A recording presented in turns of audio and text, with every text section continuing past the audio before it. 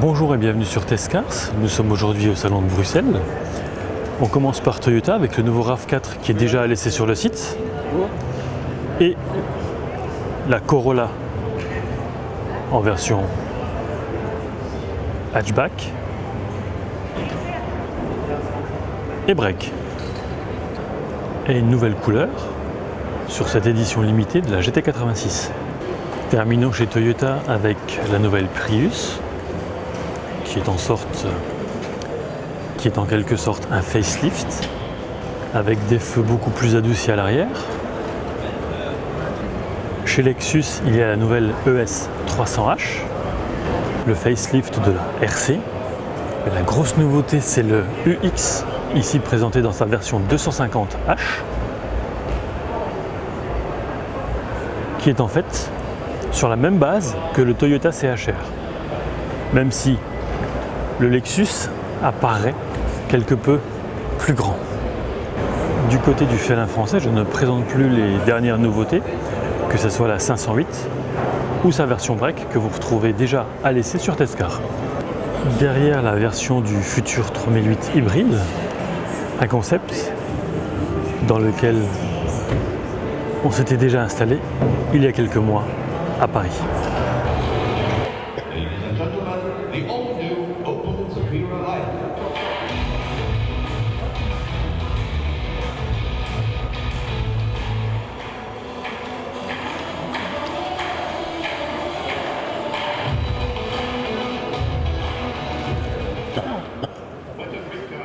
C'est un concept qui préfigure certainement de futurs modèles Opel GTX ou GT expérimental. En attendant la version électrifiée que vous voyez un petit peu plus loin à gauche et qui annonce 320 km d'autonomie en tout électrique, il y a sur le stand DS la DS3 Crossback avec une motorisation plus classique. Une petite Dodge en version SRT avec, j'imagine, un son à l'échappement à réveiller un mort.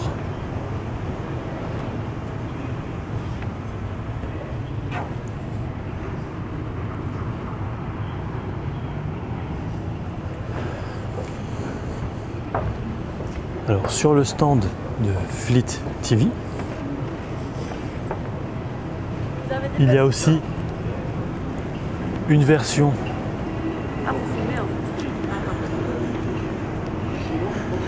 de la Chiron.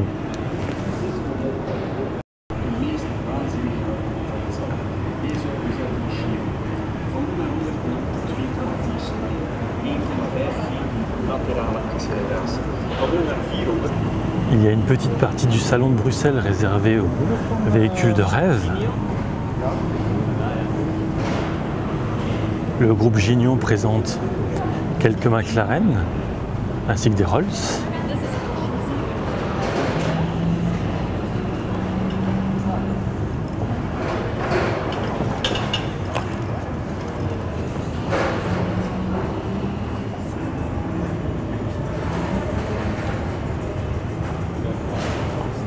La 720S côtoie la 600 LT.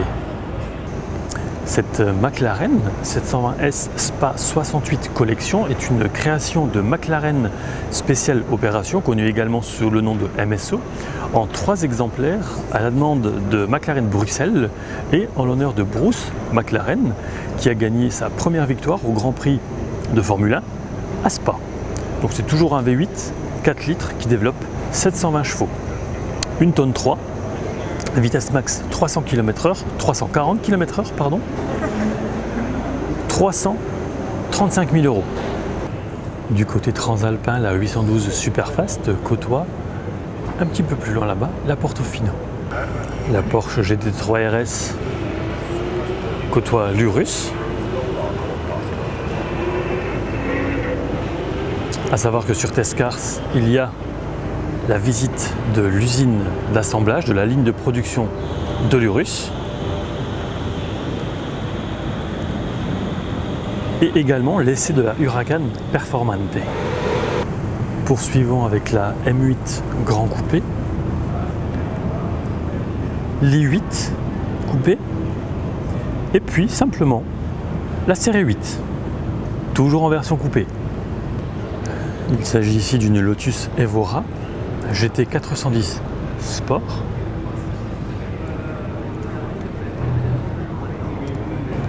Qui côtoie ici une Exige Cup 430. À savoir que sur Tescars, il y a laissé de la 350. Et ici, il y a la 250 Cup. L'Alpine, on ne la présente plus. Et il y a aussi un modèle très rare, Mostro Zagato, avec un moteur de Maserati.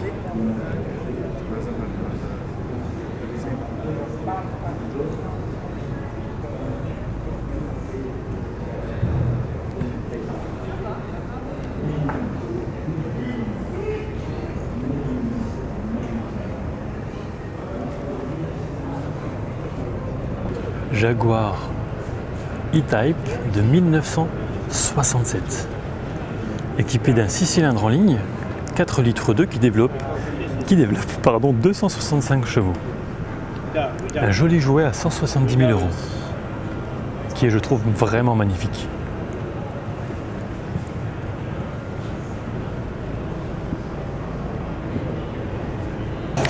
Chez Mercedes, il y a le Vision Van,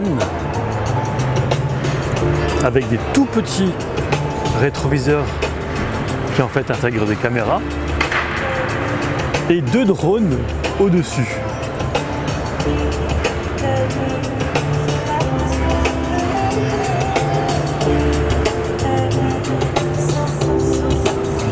Nouveau Mercedes GLE.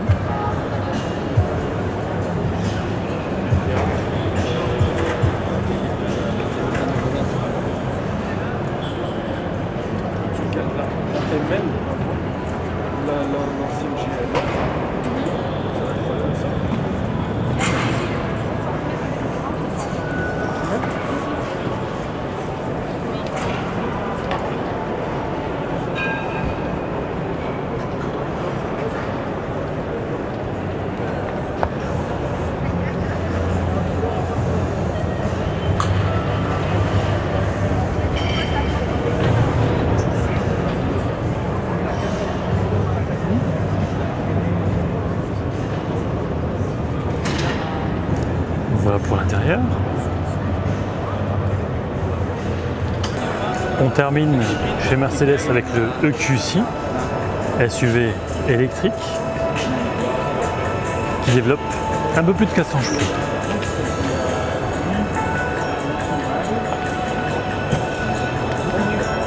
En 2030, on verra peut-être évoluer ces véhicules naturellement 100% électriques et autonomes dans nos rues.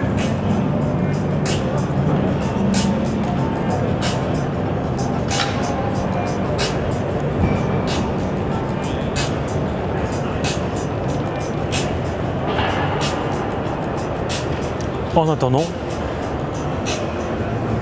il reste toujours la version quelque peu plus classique.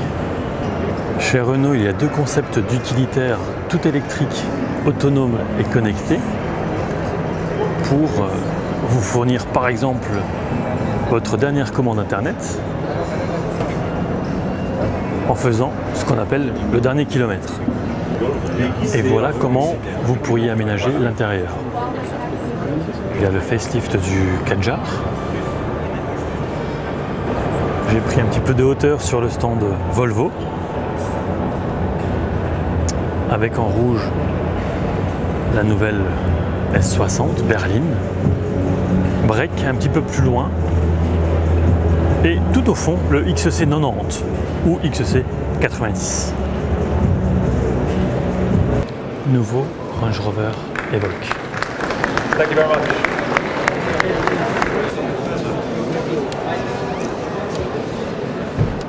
Chez Ford, il y a plusieurs nouveautés. La Fiesta Active. On poursuit avec la Mondeo hybride. le Ford Raptor qui revient, le Transit en PHEV, hybride rechargeable. Le Hyundai Kite est un concept de buggy électrique à 2 places qui peut se transformer en un jet ski monoplace. Alors, il dispose de 4 moteurs électriques placés dans les roues et une turbine hydrojet pour se déplacer sur l'eau. La fiche de chargement est située à l'arrière. La suspension est bien entendu étanche, le volant pouvant être déplacé de gauche à droite. Chez Mini, la nouveauté c'est cette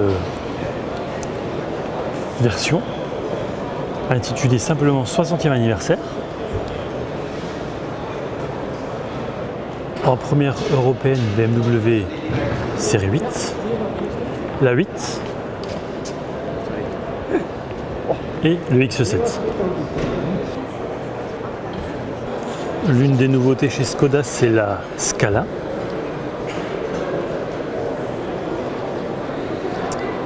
Une berline qui a un capot assez spécial.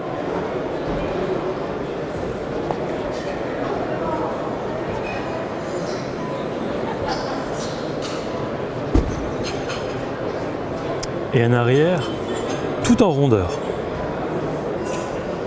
La voiture étant fermée, ce sera à travers le pare-brise que vous verrez l'intérieur. Chez Volkswagen, la grosse nouveauté c'est le T-Cross qui est décliné ici en version Airline. Petit, tout petit SUV urbain. Bon, c'est en quelque sorte, allez, je ne vais pas dire une Golf surélevée, sinon je vais me faire manger d'eau crue. Sympa le look à l'arrière.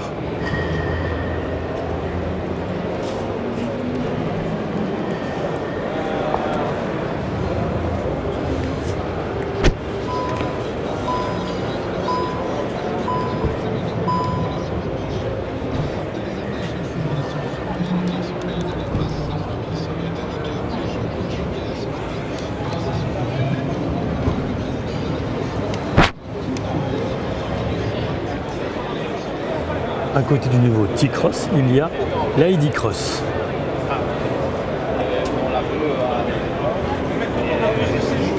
Électrique, bien entendu.